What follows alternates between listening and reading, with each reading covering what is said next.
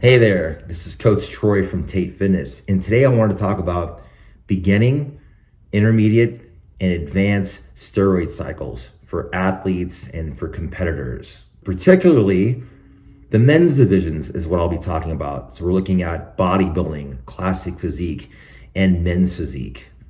So first and foremost, I want you guys to know that this is not medical advice.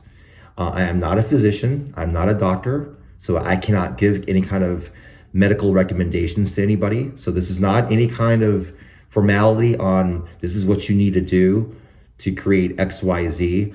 I'm just giving out information, and this is just for educational purposes only. Also, very important to note, please get all your blood work done first before ever even considering doing any kind of PED or performance enhancing drug.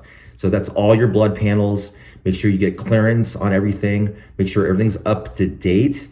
And also a calcium score test on echocardiogram to make sure all your cardiovascular profiles are up to par, okay? So let's start with the beginner PED cycle or beginner steroid cycle for the first or second time competitor, okay? You know, honestly, the very first time you should compete, I think being natural to see what you naturally can do would be the best way to go as far as your genetic capability as an athlete. I mean, one of the first things that I did when I started competing back in the early 90s or mid 90s, that's to say, I took ephedrine or ECA stacks, ephedrine, caffeine, aspirin. You can call that a PED in a sense because it is exogenous. The human body does not endogenously make ephedrine to boost epinephrine or beta 1, 2, 3 receptors in the body as far as an agonist goes.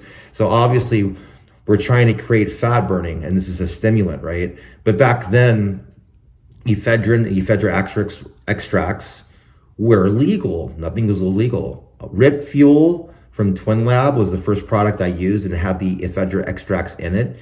And I was told by my trainer or my coach at the time, and a peer that I was talking to, that this would be a good fat burning aspect for your contest. Now, this was the second show that I did. Even the first show I did, I didn't take anything. I didn't even take caffeine. I just dieted and trained and made the lightweight class at 153 pounds at my 5'6.5", 5'7" frame. So, but anyways, long story short, the second show I took the ephedra or the ephedrine extracts and took in some, basically over-the-counter supplements, creatine, glutamine, anything that anybody can buy at, a local GNC or vitamin shop, etc.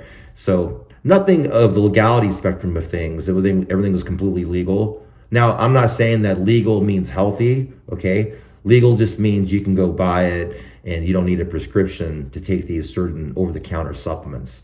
That's all I'm trying to say in those regards too. But the only thing that I did was the ephedrine and the ephedra extracts. So that might be a good choice for the beginning athlete to start with, okay? So phase 2 of a beginner, we're talking like third, fourth, fifth show on, or even your third show if you're really ambitious and you are already in your early to mid 20s maybe. You're not a kid, you're not 18 or under. I would never ever suggest anything for a teenager to take anything, okay, other than natural over the counter or just food and training your ass off. But the first thing would be maybe exogenous testosterone to boost endogenous levels and exogenous levels of testosterone and get that baseline just a little higher to elevate an androgen load for protein synthesis, okay, and healing and all that kind of thing. So a higher androgen load can permit more contractile tissue, because that's one of the first things that testosterone can help with. Elevated testosterone levels is accrual of contractile tissue. Now, it's not going to really be anything kind of antagonism to glucocorticoid receptors or anything like that until you start diving into maybe a 19 nor testosterone. But that's for the elite athlete, okay? That's for the very, very high advanced elite athletes. First thing would be like testosterone would be my suggestion, or testosterone propionate, something fast acting if you're leading into a contest. For the intermediate athlete, not advanced yet, but intermediate athlete, maybe add one more drug or one more compound to the mix of testosterone. So that way you know what each one is doing. So testosterone propionate, and then maybe you would add a masteron. You're holding water, maybe add an AI, an aromatase inhibitor like anastrozole, which is Arimidex, and then kind of see what's going on with that, and then, compete and see how well you do. The more advanced step, I should say, or national level, or even when you're a pro, you have to do national level things to turn professional, correct? So that's when you start diving into maybe mixing 3 or 4 compounds, okay? Now, when I say that, you'll be doing maybe an oral or 2, then you do injectables like your DHT derivatives and your testosterone derivatives, and then maybe you would add a 19-nor derivative like trenbolone acetate or something along that line.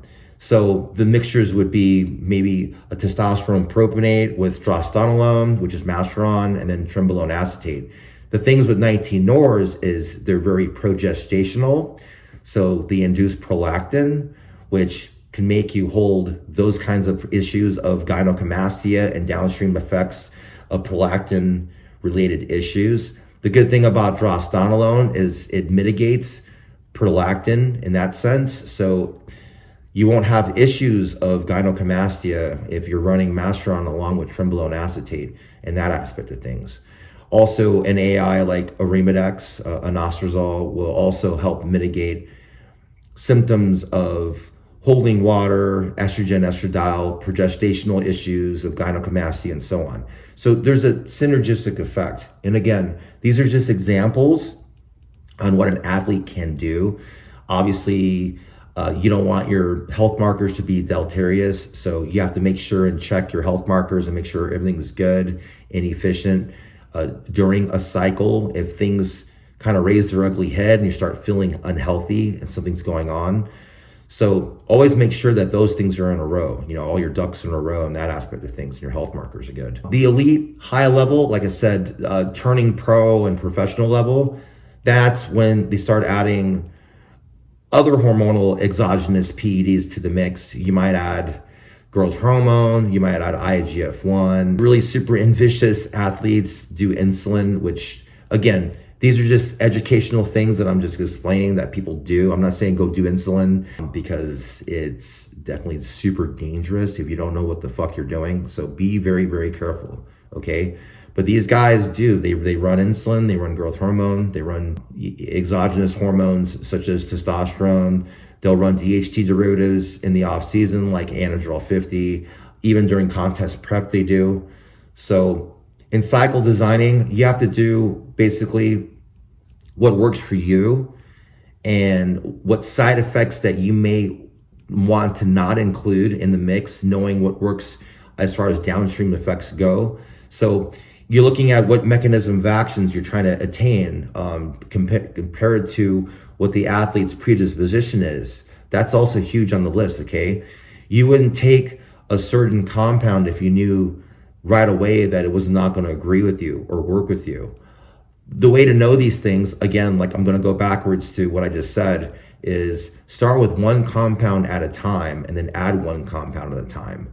Do that for 4, 5, 6 weeks and then see what happens and get the results and then go from there. If things are not working the way subjectively, as far as how you look when prepping for a contest, pull that compound back out, add a different DHT derivative to the mix, okay? If you're not a drostanolone advocate as far as the mastodon goes, then you might go metenolone, which is primobolan, okay?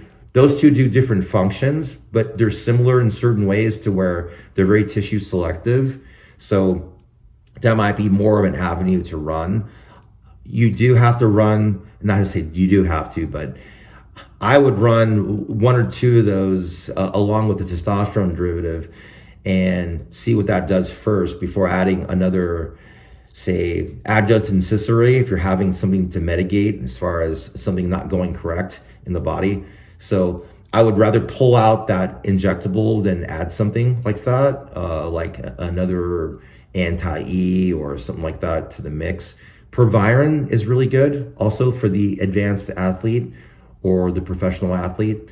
Proviron doesn't cause, doesn't really block estrogen and estradiol like an AI would. And it also enhances the current androgens and anabolics to the mix that you're also complying with and in conjunction with. So it's a very good, I say, wingman approach as far as doing double duty for anti-catabolic issues of the body, helps the muscle system. It also helps raise free testosterone a lot because it basically drops down and suppresses SHBG, sex hormone binding globin. Therefore, your free test is higher, which is a good thing to have higher free test production during a contest prep. And it helps the cosmetic look of the body with hardening and getting grainier and harder and such forth, okay? But those things are all in the mix. These are just some ideas of what someone can do. Like I said, just as educational purposes only. If you have any questions, you can always hit me up here and ask away. Please like, subscribe, and comment on the video. Thank you very much. Take care. Have a great day. Bye-bye.